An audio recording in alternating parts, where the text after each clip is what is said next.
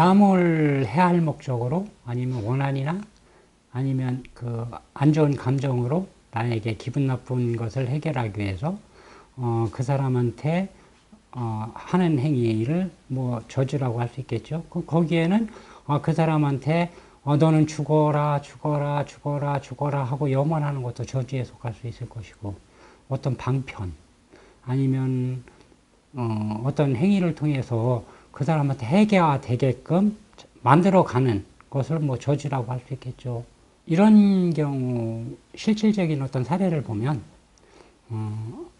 어느 이제 무속인이 있었어요. 그 사람이 가지고 있는 어떤 신을 통해서, 어떤 귀신을 통해서 이 사람한테 계속 안 좋은 행위를, 몸을 아프게 하라고 자꾸 주문을 해.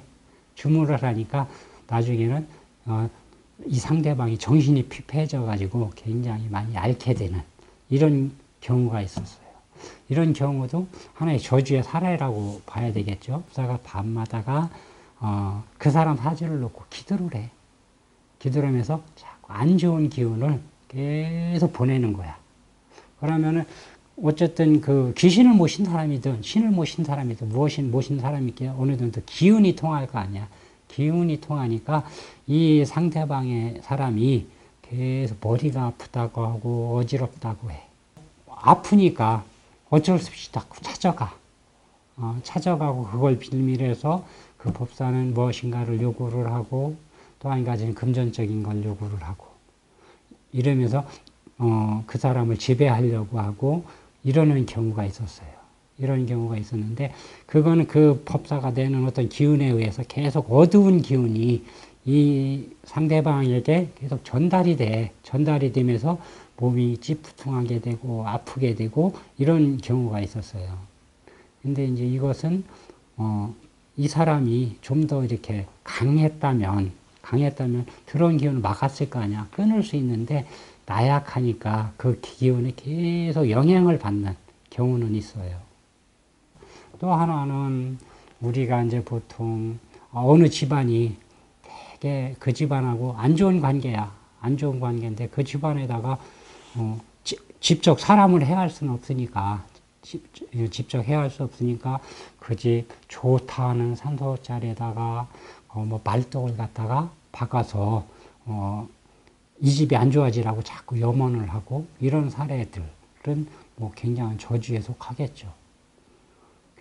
쉽게 우리는 이제 땅이라는 게 살아있는 거잖아요. 어떤 기운이 끊임없이 흐르고 소통을 하고 그 기운들이 흘러서 땅을 풍성하게 하고 어떤 산천을 만들고 거기서 그 기운을 타고나고 기운을 사람들이 타고나서 인재도 생기고 보통 이렇게 되어가는 것인데 일본이 우리나라에 들어와서 어떤 혈맥 우리나라 인재들이 많이 난다고 생각을 하기 때문에 그 인재가 나는 것을 끊기 위해서 각 그 혈맥마다 중요한 혈처마다 심지어는 5m, 10m 뭐 이렇게 말뚝을 박았어요.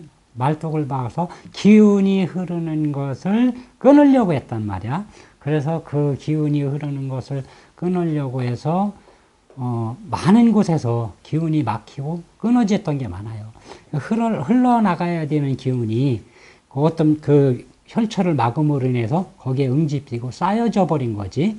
그러면서 어떤 기운이든 너무 오랫동안 정체돼 쌓이면 고인의 현상이 생기면 다 변질이 되는 현상이 생기는데 그런 그 혈처는 우리나라에 곳곳에 굉장히 많고요. 그 말뚝을 박아서 그 혈을 막아서 생기는 현상은 기운의 정체성, 흐르지 않고 막히는 현상을 만들기 위해서, 또 하나는 그 기운을 받고 태어나는 사람들에게 기운을 받지 못하게 하기 위해서 하는 행위라고 봐야 되겠죠.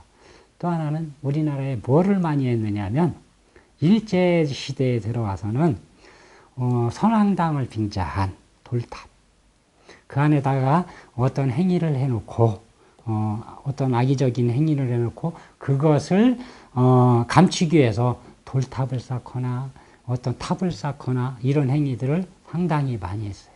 그게 국제적인 거죠. 일본이 우리나라에 맥을 끊기 위해서 그런 행위를 굉장히 많이 했는데 그 영향으로 인해서 우리나라의 가세나 기운이나 이런 것들이 전체적으로 국력이 많이 쇠퇴해졌다고는 봐야 돼요. 쇠퇴해졌다고는 봐야 되는데, 근데 아무리 어떤 걸 박아놓는다고 하더라도 오랜 세월이 지나면 위에서 돌아가. 위에서 돌아가지만 그것이 어느 정도 시간까지는 그 영향을 받아요. 받기 때문에 그거는 일본만 한 게 아니에요. 임진왜란 때 들어와서 이여송이가 우리나라에 와서 좋은 곳, 좋은 자리에 있는 그 거북목 이런 것도 많이 잘랐거든요. 이여송이가 들어와서 그거 실례로는 가장 큰 거를 뭐를 했느냐면 지금 법주사에 있는 법주사 수정봉에 있는 그 거북이 있어요. 거북이가 굉장한 거기에 혈처에서 좋은 기운을 발휘한다 그래서 거북이 목을 잘라버렸어. 또 하나는 지금의 그 변산, 고창, 선운사 뒤에 보면 거북바위라는 곳이 있어요. 거북바위라는 곳이 있는데 그게 정확하게 산동반도를 겨냥하고 있대요. 바라보는 곳이 산동반도를 바라보고 있는데 그 산동반도를 바라보고 있으면서 그 중국의 기운을 쇠퇴하고 누르고 있다라고 해가지고 이여송이가 그 거북목을 잘랐어요. 그게 저주이고 어떤 그 비방이겠죠.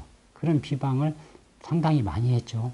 그거를 막기 위해서 우리나라는 비보를 했고, 예를 보면 도선국사가 지금 보면 그 지리산 그 뱀사골 쪽에 가면 그 실상사에 보면 우리나라에서 땅바닥에다가 땅을 파고 철부를 세워놓은 세계에서 유일한 불상이에요.